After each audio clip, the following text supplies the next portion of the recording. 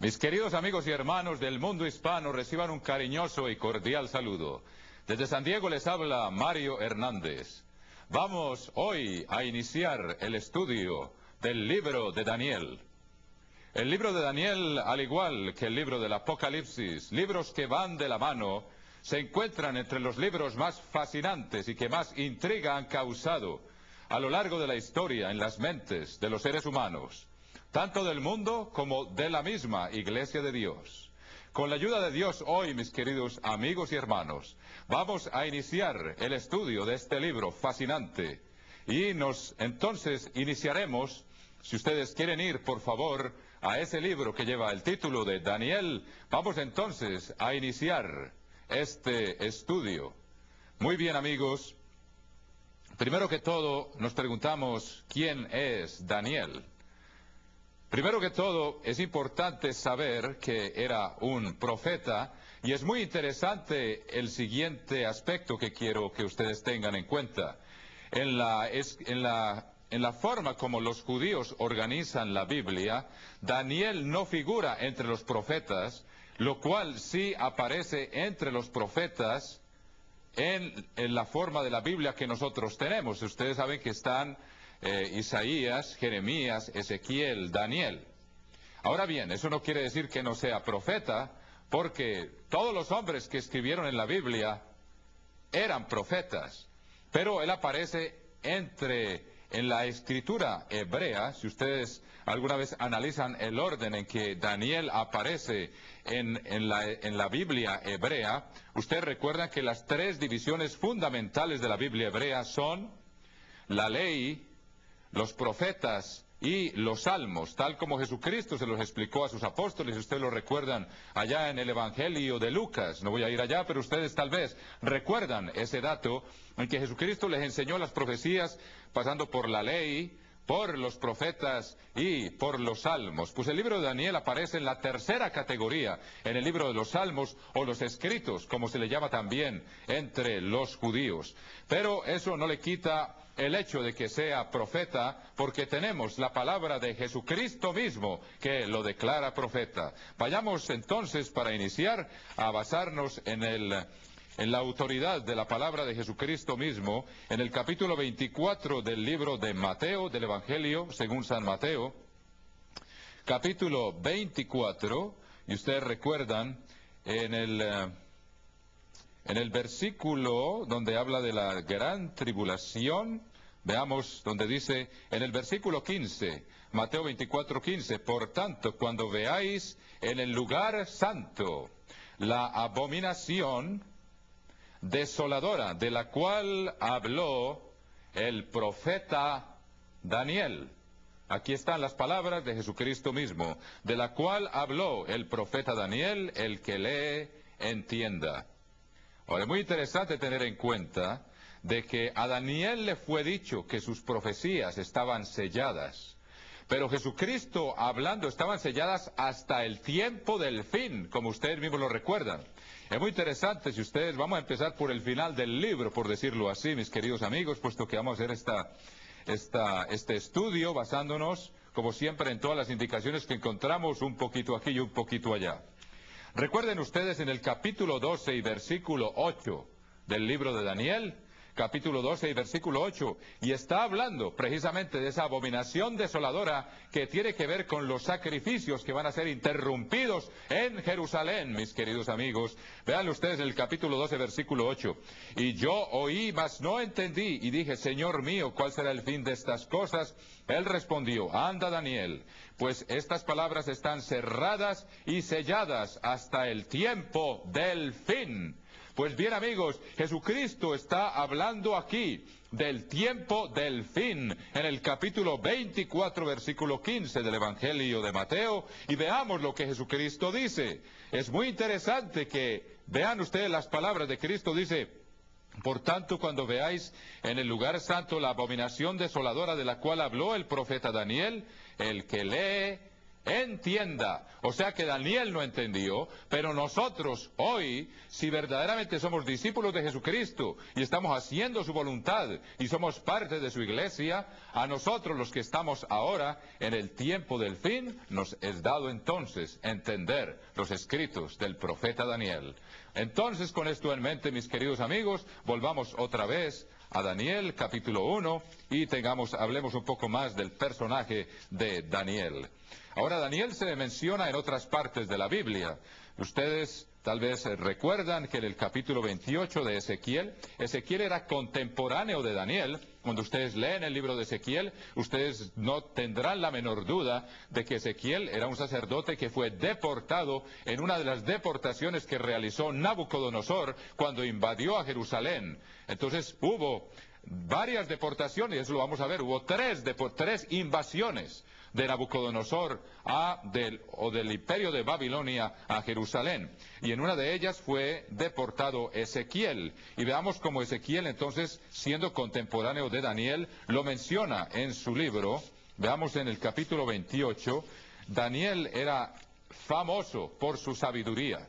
Era muy conocido por su sabiduría, la gran sabiduría que Dios le dio, como lo vamos a ver. Y en el capítulo 28, versículo 3 del libro de Ezequiel, encontramos una mención del profeta Daniel. Véanlo ustedes mismos, mis queridos amigos. En el capítulo 28, versículo 3, está hablando del rey de Tiro, que ustedes saben que a lo largo de este capítulo es como Dios empieza a dirigirse primero al rey de Tiro, y luego vemos que está claramente hablando de Satanás, de Lucifer, y luego de Satanás el diablo, que entonces son aquí el mismo personaje en diferentes facetas, si ustedes lo quieren, si ustedes lo entienden así, como Dios nos lo revela aquí en este libro. Pero veamos el versículo 3, puesto que ese no es lo que vamos a explicar ahora, pero únicamente la mención que se hace de Daniel y cómo era famoso por la gran sabiduría que Dios le había dado. En el capítulo 28, versículo 3, entonces, de Ezequiel dice: he aquí que tú eres más sabio que Daniel,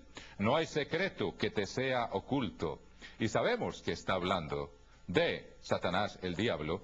Eres más sabio que Daniel, y eso se lo dice al príncipe de Tiro, o al rey de Tiro, pero es interesante que Ezequiel hace esta mención. En el capítulo 14, entonces, se menciona otro aspecto de este personaje de Daniel. Es un personaje de gran nobleza, no solo era de nobleza de familia real, como lo vamos a ver, sino de gran nobleza de carácter, amado de Dios. Era Daniel, y eso lo vamos a ver también en más detalle.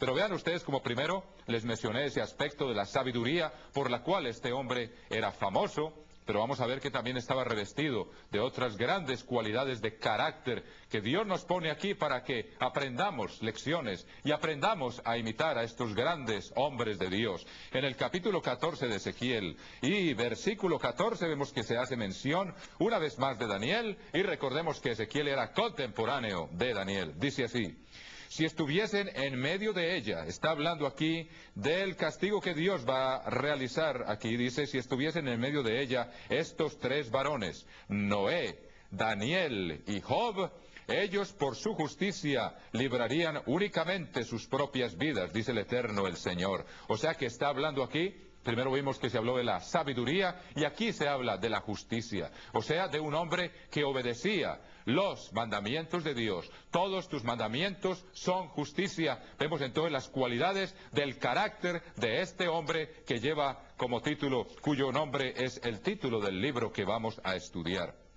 Y vean ustedes una vez más en el versículo 20 del capítulo 14 de Ezequiel, donde dice: y estuviesen en medio de ella Noé, Daniel y Job, vivo yo, dice el Eterno, el Señor. Estoy leyendo el versículo 20 del capítulo 14 de Ezequiel, donde se hace mención de Daniel. Y estuviesen en medio de ella Noé, Daniel y Job, vivo yo, dice el Eterno, el Señor, no librarían a hijo ni a hija ellos por su justicia, librarían solamente sus propias vidas. Vemos entonces cómo claramente se habla del carácter de este hombre, Daniel, un hombre intachable, como lo vamos a ver, que es un gran ejemplo para la juventud, mis queridos amigos, un gran ejemplo para nosotros, que nos inspira verdaderamente con esta gran historia fascinante que es la historia de este personaje Daniel. Vemos entonces cómo se le menciona en varias partes. Ahora tengo también una fuente histórica aquí. Vamos a ver tengo aquí las obras completas de Flavio Josefo, el célebre historiador judío que escribió por allá hacia el primer siglo de nuestra era, y nos trae muchos datos interesantes nos amplía ciertos conceptos que en la Biblia se dan, nos ayuda a entender. Veamos, por ejemplo, como él menciona aquí en este libro, Antigüedades de los Judíos, uno de sus libros, que está aquí en estas obras completas que tengo. Voy a tratar de traducir un poco, lo tengo en inglés aquí.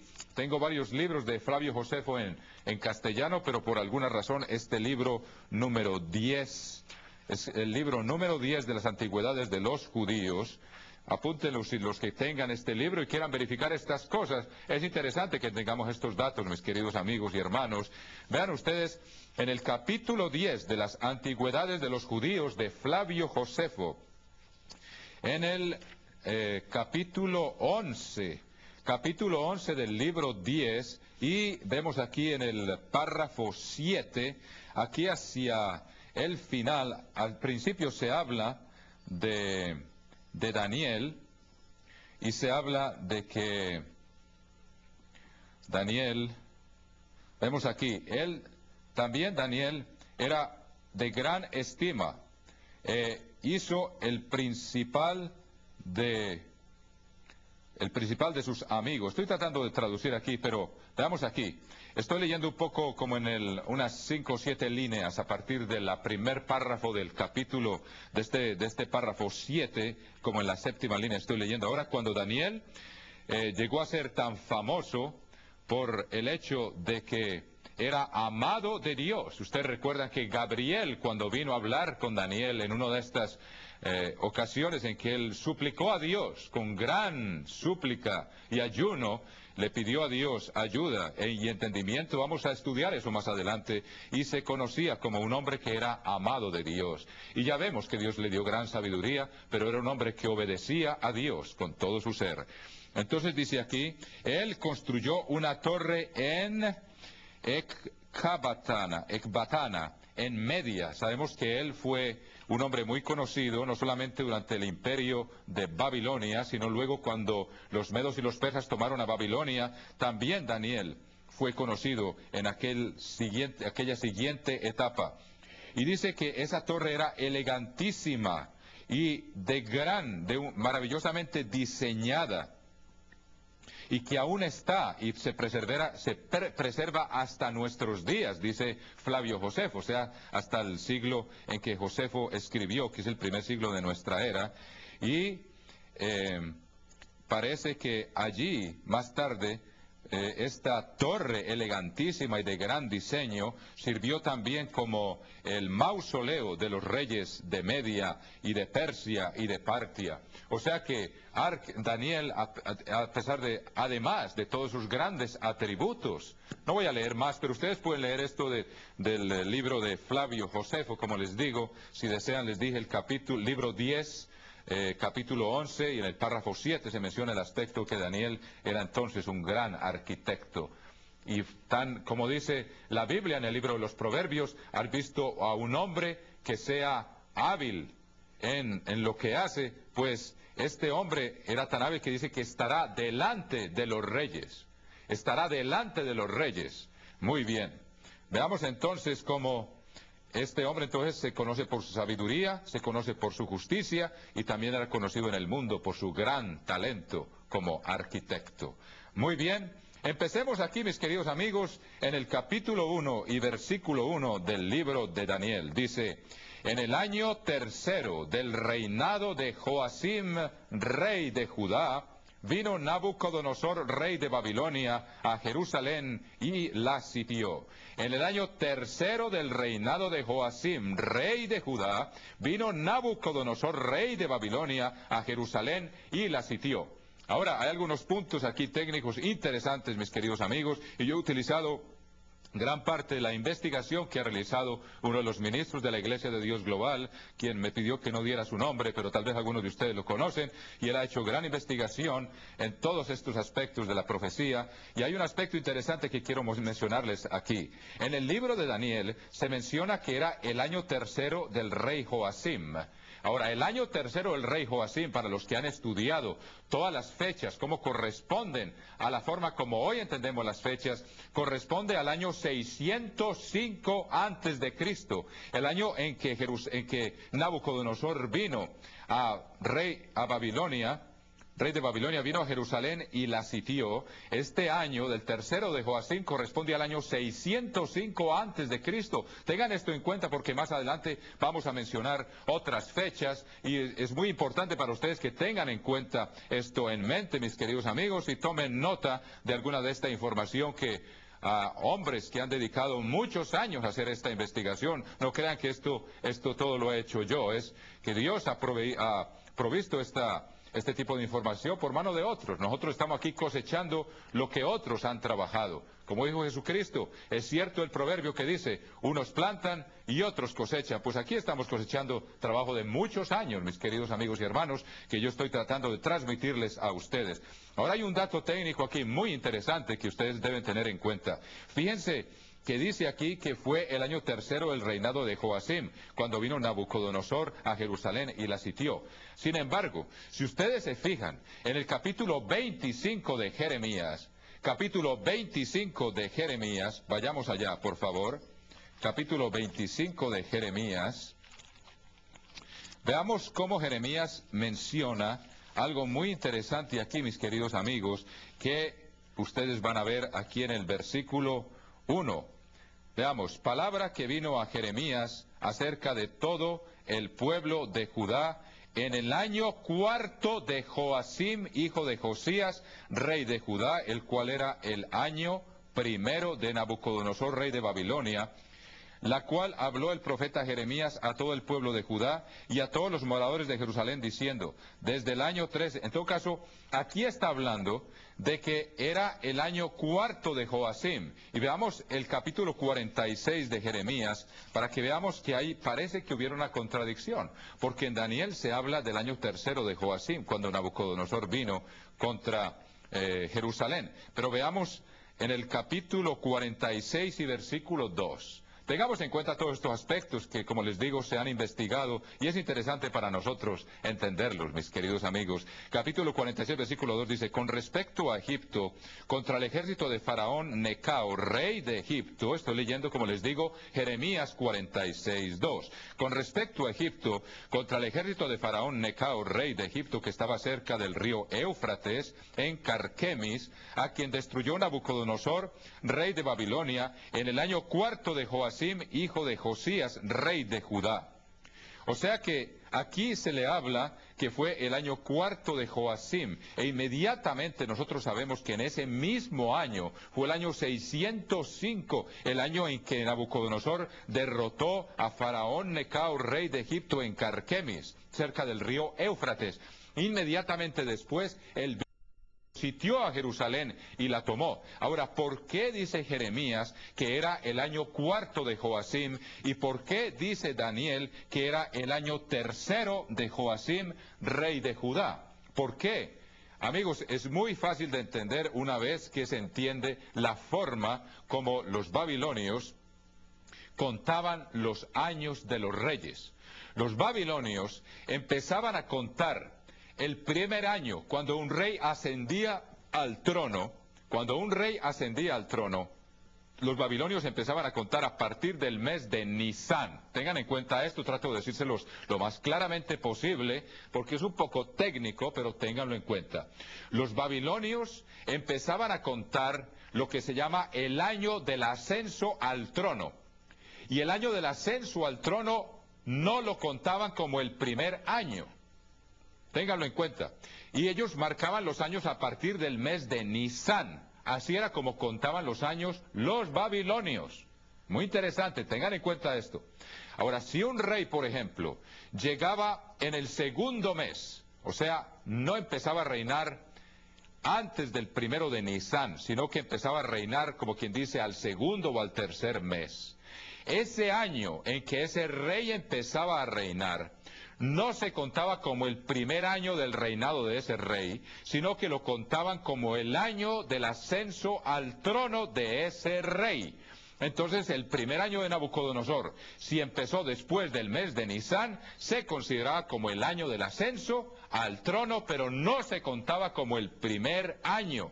Únicamente a partir del mes de Nisan del año siguiente, cuando continuara su reinado, entonces se contaba ese como el primer año de su reinado. Entonces, nosotros sabemos que había empezado, hoy entendemos que había empezado a reinar en el año anterior, pero ese año se contaba como el año del ascenso al trono y no se le daba el nombre de primer año, sino al año siguiente, después de haber ascendido al trono, a ese año se le contaba como el primer año.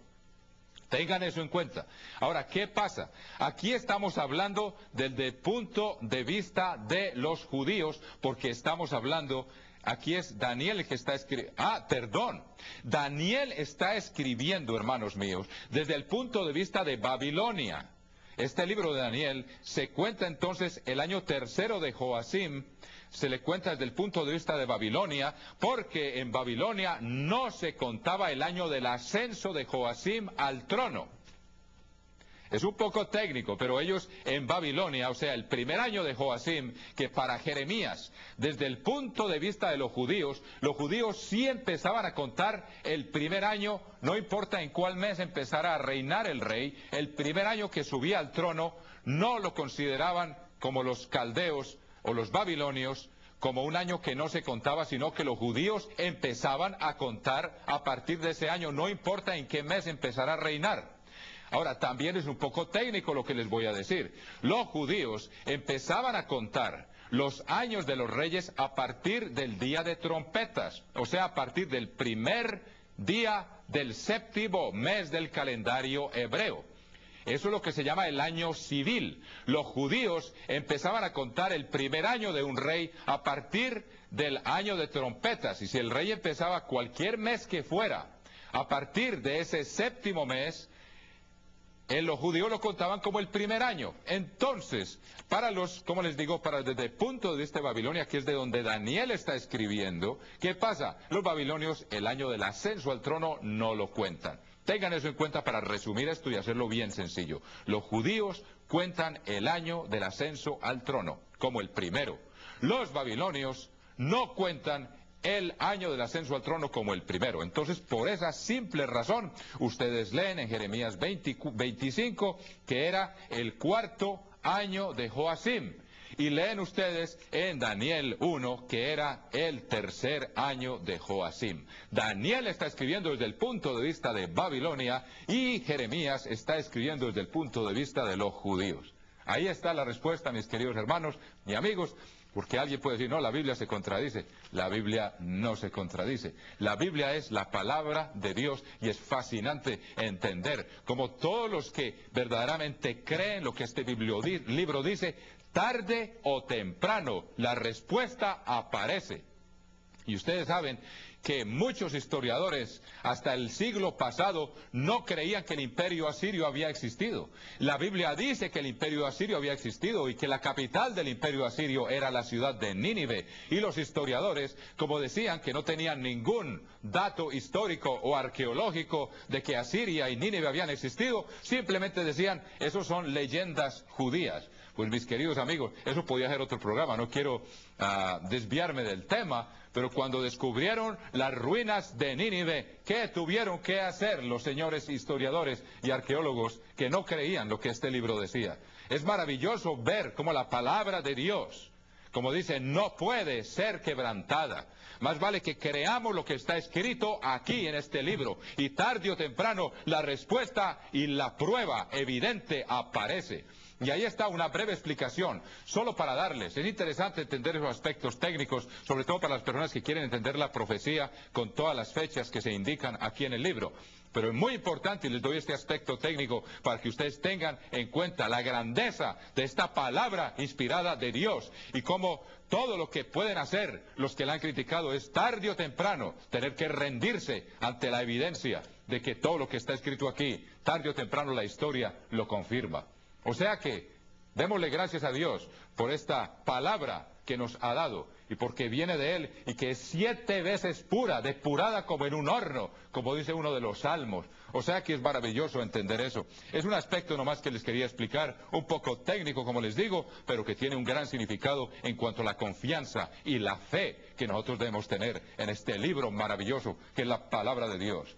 Continuemos entonces aquí, mis queridos amigos y hermanos, leyendo aquí, en el año 3º del reinado de Joacim, rey de Judá. Entonces ya resolvimos ese asunto. ¿Por qué Jeremías habla del 4º año, que fue el año en que fue derrotado Necao, que fue el mismo año en que vino a Jerusalén? Y aquí, ¿por qué habla del 3º? Ya se los expliqué. Ténganlo en cuenta nomás. Vino Nabucodonosor, rey de Babilonia, a Jerusalén y la sitió.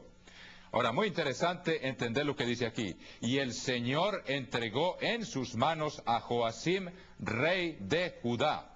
Fue Dios quien lo entregó en sus manos. Amigos, ¿por qué razón dice esto aquí? Si ustedes explican, y esto sería otro estudio muy interesante que yo los invito a que ustedes vean y hagan. Ustedes recuerdan cuando los filisteos se llevaron el arca, cuando el profeta Elí, por no obedecer a Dios y corregir a sus hijos de las abominaciones que estaban cometiendo en el templo, como Dios permitió que el arca fuera llevada y los filisteos la llevaron, la pusieron en el templo del Dios de ellos. Ahora, ¿por qué razón? Porque estaba siempre la mentalidad, y ustedes saben que el rey, el príncipe de este mundo es Satanás, el diablo y sus demonios. Y estos hombres, todos estos reyes, todos los reyes paganos, ellos lo que adoraban era demonios. Y la Biblia nos lo prueba. Ahora, yo no me voy a detener a explicar eso todo ahora, porque entonces nos metemos en otro estudio. Pero recuerden ustedes que estos hombres estaban, estos reyes y todos estos reinos y el mundo entero estaba engañado por Satanás, el diablo, y ellos adoraban a los demonios. La Biblia lo dice literalmente y ustedes lo pueden comprobar. Ahora, ellos creían que su Dios era más poderoso que el Dios de las naciones a las cuales derrotaban. Entonces, naturalmente, lo que primero iba a creer Nabucodonosor era que su Dios, que se llamaba Nebo, y la palabra Nabucodonosor significa Nebo, protege mi frontera. Es una palabra de origen acadio, que fue uno de los primeros reinos fundados después del diluvio, precisamente por Nimrod. Pero es muy interesante entender que este nombre de Nabucodonosor significa Nebo, que era uno de sus dioses de Babilonia, protege mi frontera. Entonces el concepto de ellos era que ellos venían, y como entonces los judíos habían sido derrotados, el Dios de ellos era más fuerte que el Dios de los judíos. ¿Por qué entonces Daniel escribe eso aquí? Veámoslo, ahí tiene su sentido. Dice: y el Señor entregó en sus manos a Joacim, rey de Judá. Y vamos a ver a lo largo de este estudio del libro de Daniel que uno de los temas principales y fundamentales es la omnipotencia del Dios de los cielos, del Dios de Israel, del Dios de Abraham, de Isaac y de Jacob. Y vamos a ver cómo Dios se lo prueba a Nabucodonosor una y otra vez. ¿Quién es el que está al mando de los destinos de la humanidad y el que permite que las cosas sucedan o no sucedan? Es Dios, el gran Dios, el Dios que nosotros adoramos, el Dios de la Biblia, mis queridos amigos y hermanos. Es muy inspirador ver esto, entonces por eso les hago este comentario, que es interesante que uno se va a detener a analizar todos los detalles de lo que está escrito en un libro de estos, y les digo que nos tomaría mucho tiempo recorrer este libro, pero les estoy dando estos datos para que ustedes vean la grandeza del propósito y de la palabra, de cada palabra que está escrita aquí, que no nos tenemos a analizar todos los aspectos, pero ya les he mostrado algunos muy interesantes. Dice: y el Señor entregó en sus manos a Joacim, rey de Judá, y parte de los utensilios de la casa de Dios, y los trajo a tierra de Sinar, que es la tierra de Caldea, es el mismo significado, a la casa de su Dios. Si ustedes, lo mismo que hicieron los filisteos, cuando ellos se robaron el arca, cuando tomaron el arca después de aquella batalla en que fueron derrotados los hijos de Israel y los hijos de Elí murieron, que llevaban el arca.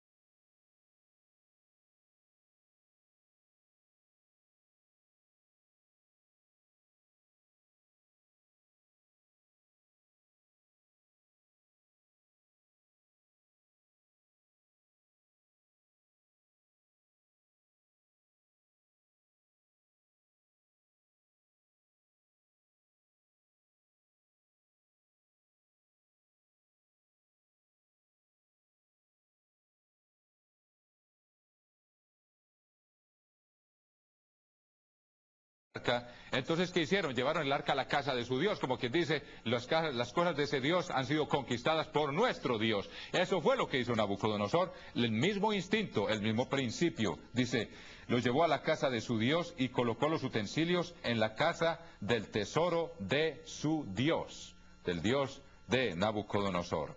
Y Dios lo permitió.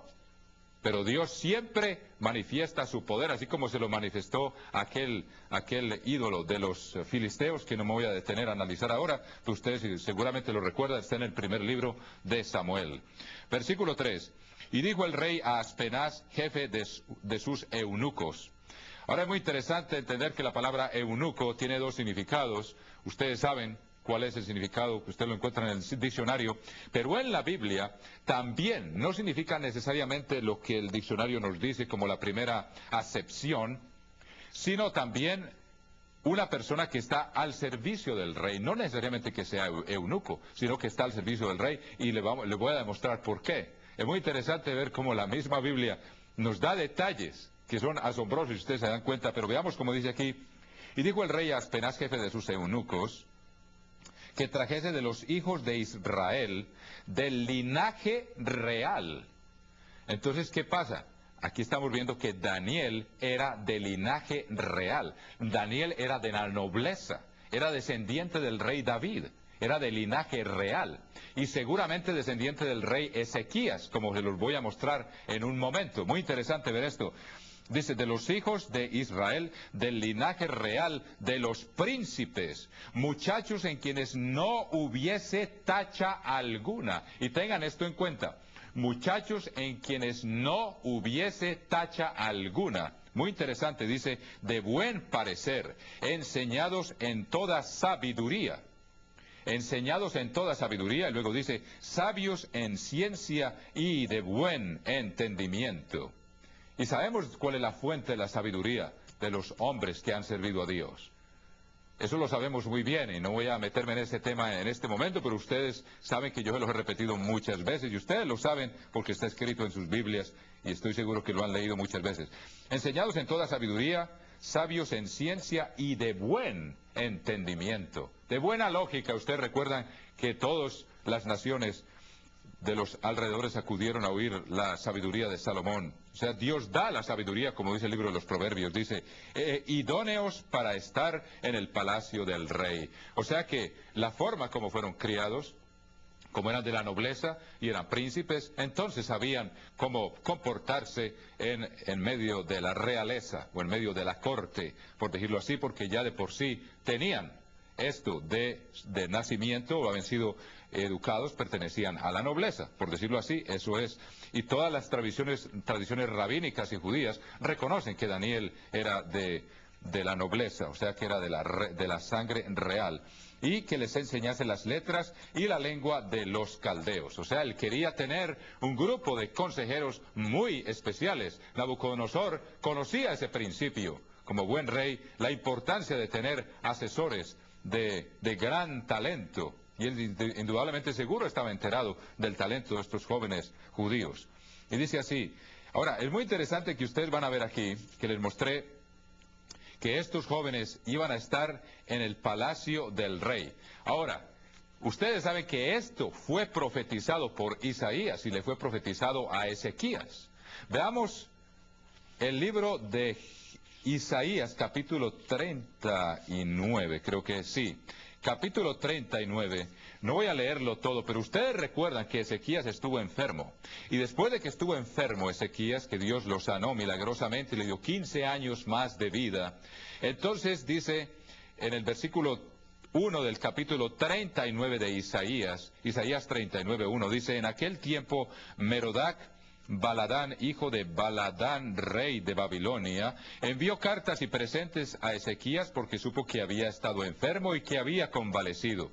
Entonces le envió embajadores. Entonces recuerdan ustedes algo muy interesante, lo que le dice Isaías a Ezequías en el versículo 5. Véanlo ustedes mismos. Versículo 5 del capítulo 39. Entonces dijo Isaías a Ezequías: oye palabra del Eterno de los ejércitos. He aquí, vienen días. Y recuerden que Ezequías fue padre de Manasés y esto fue mucho antes de la invasión de Nabucodonosor. Vean lo que dice aquí: he aquí vienen días en que será llevado a Babilonia todo lo que hay en tu casa. Recuerda que él les mostró todos los tesoros y todos los ungüentos y los perfumes y las armas, todo se los mostró. Y es muy interesante que tal vez por eso despertó la codicia de los de Babilonia y Nabucodonosor. Entonces seguramente después ya tenía noticia de dónde estaban las riquezas. Y ellos andaban buscando oro y riquezas. El que mucho abre su puerta busca su ruina, como dice uno de los proverbios. O sea que esto nos debe enseñar una lección, pero en fin, esto es otro tema en el cual no me quiero meter ahora, pero tengamos en cuenta estos detalles a medida que avanzamos.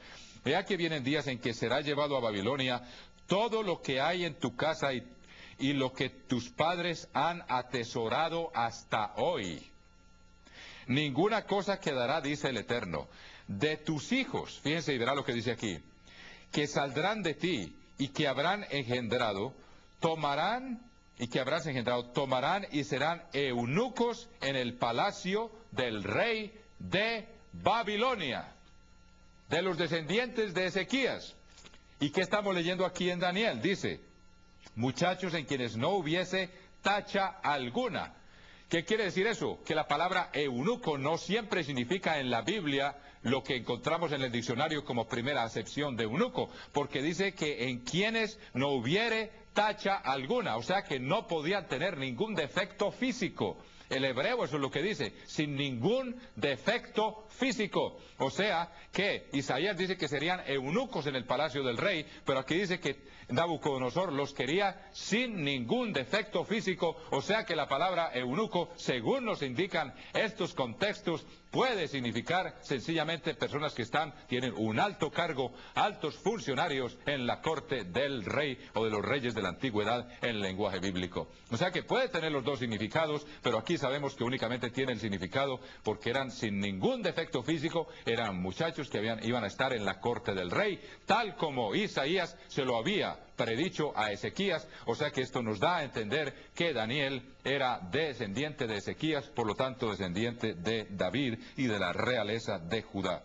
Entonces, volvemos a ver, muchachos de buen entendimiento, vuelvo al versículo 4 del capítulo 1 de Daniel, estoy leyendo hacia la mitad: idóneos para estar en el palacio del rey y que se les enseñase las letras y la lengua de los caldeos. Muy interesante ver todos estos aspectos que se van tramando a medida que vamos avanzando en este estudio, mis queridos amigos y hermanos. Luego dice: y le señaló el rey ración para cada día de la provisión de la comida del rey. O sea que el rey quería que los muchachos estuvieran bien alimentados. Estoy seguro que el rey escogía lo mejor, o lo mejor que a su entender era para comer. Dice: le señaló el rey ración para cada día de la provisión de la comida del rey y del vino que él bebía, y que los criase 3 años. Era como quien dice, iban a estar como en un curso intensivo de universitario.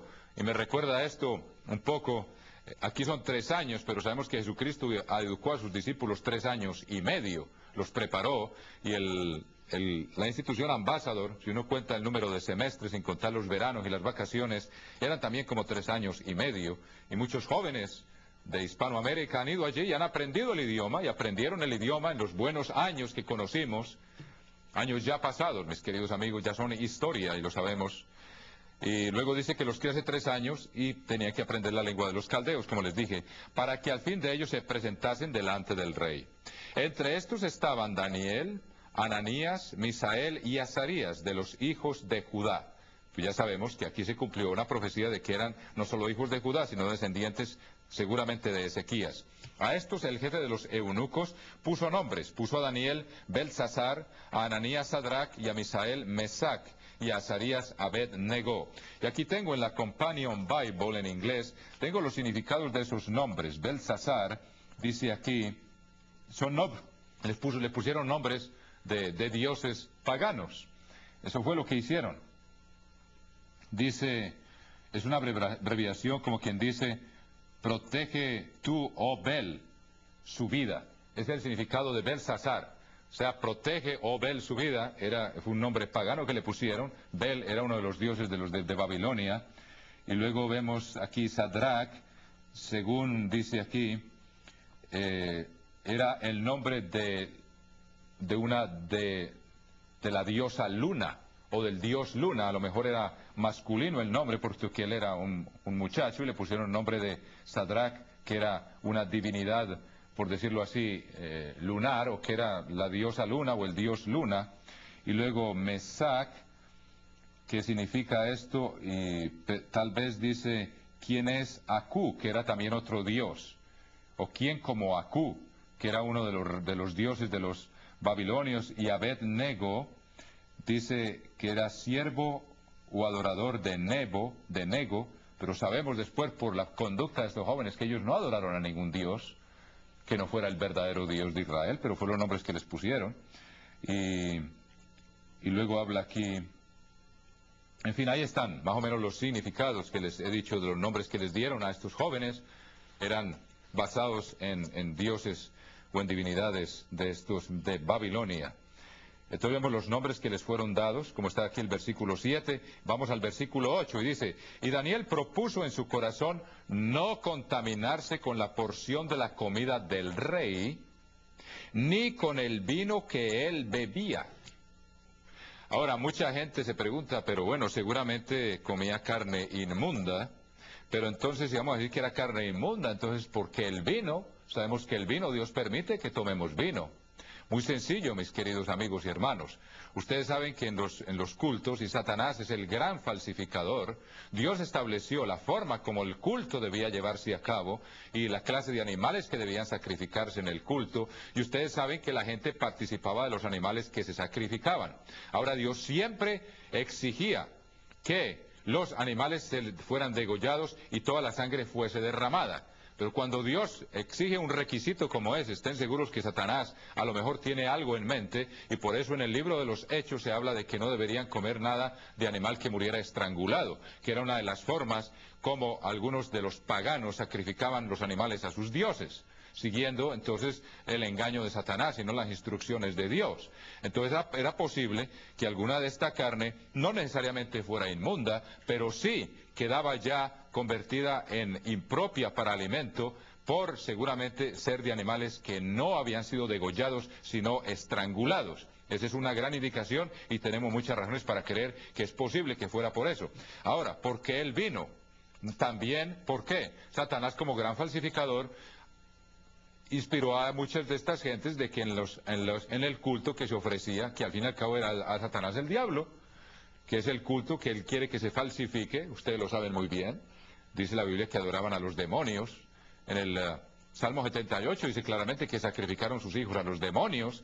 O sea que seguramente hacían libaciones de vino, tal como también se hacían. Ustedes leen las leyes del sacrificio continuo que están escritas en el libro del Éxodo. Había que hacer una libación de vino, o sea, una ofrenda de un hin de vino. Era parte de la ofrenda también que hacía. Entonces, si había sido ofrecida a los ídolos, naturalmente era entonces, no quedaba ya como lo que se considera común. O sea, algo que no era propio para ingerirse, y mucho menos, naturalmente, en los años en que Daniel vivió. Esto, naturalmente, quedaba ya como algo inmundo. Se volvía inmundo, no por el hecho de ser inmundo en sí, sino que se volvía común por el hecho de haber sido ofrecido a los ídolos. O sea, es muy factible que esta sea la razón por la cual esto es una de las mejores explicaciones que he oído yo de esto. Entonces el versículo 8 dice, Daniel propuso en su corazón no contaminarse con la porción de la comida del rey, ya les expliqué por qué, ni con el vino que él bebía. Ya vemos por qué la razón. El vino en sí mismo no es inmundo, pero entonces se vuelve común o no propio para ser ingerido para los que adoran al verdadero Dios por haber sido ofrecido a los ídolos. Y sabemos que todo mucho tiene que ver con los ídolos. Aquí hasta ahora ya hemos visto los significados de los nombres que les dieron, y Nabucodonosor puso los tesoros del templo que él trajo en el templo de su Dios. Pidió por tanto al jefe de los eunucos que no se le obligase a contaminarse. ¿Sí ven ustedes? Contaminarse. Muy interesante. Se hubiera contaminado, se hubiera comido lo que fue ofrecido a los ídolos. Y en este contexto, mis queridos amigos y hermanos, recuerden que es muy posible que fuera cosas estranguladas. Ahora, cuando es desangrado, no va a meter en todos los detalles, pero el apóstol Pablo también les dio instrucciones a los discípulos que si había carne y que se sabía que era carne limpia. No vamos a entrar en detalles ahora de eso, pero eso lo podemos explicar y recordar en el futuro para los que todavía se confunden con eso. Si era carne limpia, pues no preguntaran si había sido ofrecida, porque dice, al fin y al cabo un ídolo no es nada. Pero si era carne estrangulada, de animal estrangulado, sabíamos por las instrucciones de Hechos 15 que no se debía ingerir. En fin, no me voy a meter en todos los detalles, mis queridos amigos y hermanos, pero para que tengan en cuenta ustedes todo este contexto y entiendan las razones por las cuales Daniel procedió en esa forma. Y fíjense ustedes, como le dice, que no se le obligase a contaminarse. Versículo 9. Y puso Dios a Daniel en gracia y buena voluntad con el jefe de los eunucos. Si ven ustedes la importancia de querer agradar a Dios por encima de todo, buscar agradar a Dios, y por querer agradar a Dios, ¿qué es lo que nos dice el proverbio? El corazón de los reyes está en la mano del rey, y en la mano de Dios, y a donde quiera lo inclina. ¿Y por qué también hallamos buena voluntad ante los ojos de los hombres? Recuerden ustedes, mis queridos amigos, y esto es un versículo muy inspirador. Daniel quería obedecer a Dios, se propuso en su corazón obedecer a Dios, y como estaba dispuesto a hacerlo, Dios le abrió la puerta. Asimismo ocurre muchas veces, aunque no voy a negar que hay pruebas, los que verdaderamente quieren obedecer a Dios tienen una convicción desde lo más profundo de su ser con respecto al sábado o a cualquier otro aspecto de la fe que nosotros tenemos y de los preceptos que nosotros guardamos. Cuando verdaderamente desde el fondo de su ser quieren obedecer a Dios, Dios les abre la puerta, aunque los puede poner a prueba por cierto tiempo, como vamos a ver más adelante, que estos hombres ciertamente fueron probados. Pero en este caso se aplica directamente lo que encontramos en el capítulo 3 de los Proverbios. Veamos esto, y esto es muy interesante para los jóvenes. ¿Cómo hallamos gracia ante los ojos de Dios y de los hombres? No es tratando de agradar a los hombres y ofender a Dios, como muchos han hecho, comprometer la verdad de Dios para agradar a los hombres. Hermanos míos, esto es muy inspirador para mostrarnos que primero y ante todo debemos siempre buscar agradar a Dios, y luego Él, que abra la puerta cuando Él quiera, pero nunca poner en juego o comprometer esa verdad maravillosa que Dios nos ha dado. Y este es un gran ejemplo de cómo Daniel quería obedecer a Dios. Y fíjense ustedes en el capítulo 3 de los Proverbios, que había sido escrito antes de Daniel, naturalmente, y dice aquí, hijo mío, no te olvides de mi ley, y tu corazón guarde mis mandamientos.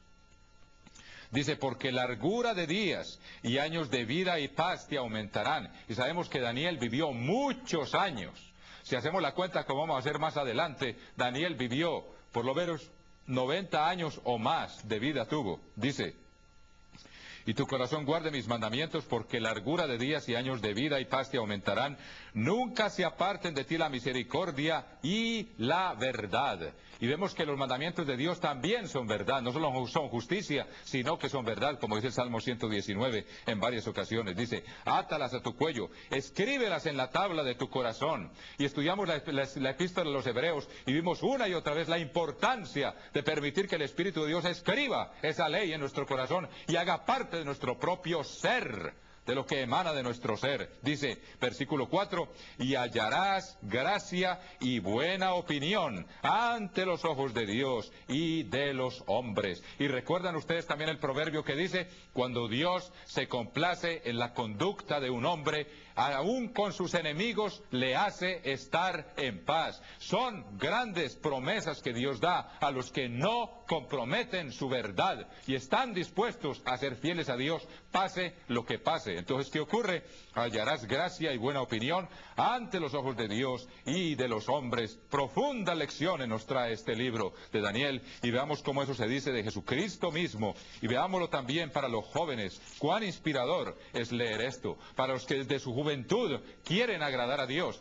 Y recuerden que David es otro ejemplo de ello. Quiso agradar a Dios desde su más tierna infancia, desde su juventud, cuando era pastor de ovejas allá en los montes y en el desierto, y halló gracia ante los ojos de Dios y de los hombres, y por eso fue llevado a la corte real, como muchos de ustedes recuerdan en la hermosa historia de David. Pero veamos en Lucas capítulo 2 y versículo 52. Lucas 2:52 dice: y Jesús crecía en sabiduría y en estatura y en gracia para con Dios y los hombres. Jesucristo mismo, qué hermoso. Vemos cómo esta palabra se cumplió en Jesucristo mismo, el Dios hecho hombre, y cómo por qué Daniel era amado. Era amado porque obedecía a Dios, y Jesús crecía en sabiduría y en estatura y en gracia para con Dios y los hombres. Y ya vimos en Proverbios cuál es la condición: es la obediencia a Dios, la obediencia a todos sus mandamientos. Esa es la clave, y por eso mismo Dios le dio gracia a Daniel a los ojos de este hombre. Y dice entonces en el versículo 9, volviendo a Daniel 1, y puso Dios a Daniel en gracia y buena voluntad con el jefe de los eunucos. Ya sabemos por qué razón. Todo efecto tiene su causa, y sabemos cuál es la causa de esto, mis queridos amigos. Y dijo el jefe de los eunucos a Daniel: temo a mi señor el rey, que señaló vuestra comida y vuestra bebida, pues luego que él vea vuestros rostros más pálidos que los de los muchachos que son semejantes a vosotros, condenaréis para con el rey mi cabeza. Sabemos que Nabucodonosor no se paraba en pelos, como decimos comúnmente en nuestro lenguaje popular. Era un hombre impetuoso y muchas veces extremadamente severo, como vamos a ver aquí. Pero entonces dijo Daniel a Melsar, que estaba puesto por jefe de los eunucos sobre Daniel, Ananías, Misael y Azarías: te ruego que hagas la prueba con tus siervos. Vemos cómo Daniel vivía por fe. Te ruego que hagas las pruebas con tus siervos por 10 días y nos den legumbres a comer y agua a beber por 10 días. Luego dice: compara luego nuestros rostros con los rostros de los muchachos que comen la ración de la comida del rey, y haz después con tus siervos según veas. Daniel andaba por fe. Él sabía que Dios le había abierto la puerta y que Dios lo iba a respaldar. Y ciertamente consintió pues con ellos en esto, y probó con ellos 10 días. Y al cabo de los 10 días pareció el rostro de ellos mejor y más robusto que el de los otros muchachos que comían la porción de la comida del rey. Así pues, Melsar se llevaba la porción de la comida de ellos y el vino que habían de beber, y les daba legumbres. A estos 4 muchachos Dios les dio conocimiento e inteligencia en todas las letras y ciencias, y Daniel tuvo entendimiento en toda visión y sueños. ¿Quién les dio el entendimiento? No era el hecho de que estuvieran comiendo legumbres y tomando agua, mis queridos amigos y hermanos. Fue el Dios del cielo el que les dio la sabiduría. Dios da la sabiduría. Está escrito en el libro de los Proverbios: de Dios proviene la sabiduría. No era por la dieta que estaban comiendo, aunque seguramente debemos tener mucho cuidado con la dieta que comamos. Pero recordemos que fue Dios el que les dio la sabiduría. No es que comamos cierta cosa y el hecho de que comamos cierta cosa nos va a dar sabiduría, siempre y cuando obedezcamos a Dios y no nos apartamos de sus... Esos mandamientos mismos nos dan sabiduría. Ahí es donde está la clave. A estos 4 muchachos Dios les dio conocimiento e inteligencia en todas las letras y ciencias, y Daniel tuvo entendimiento en toda visión y sueños. Pues bien, mis queridos amigos y hermanos, vamos a detenernos aquí, y los invito a que estén atentos, porque vamos a continuar este estudio, y con la ayuda de Dios será algo muy interesante que vamos a continuar en el futuro. Hasta pronto, mis queridos amigos y hermanos. Ha sido un gusto poderme dirigir hoy a ustedes, y nos veremos entonces en la próxima ocasión para continuar este estudio.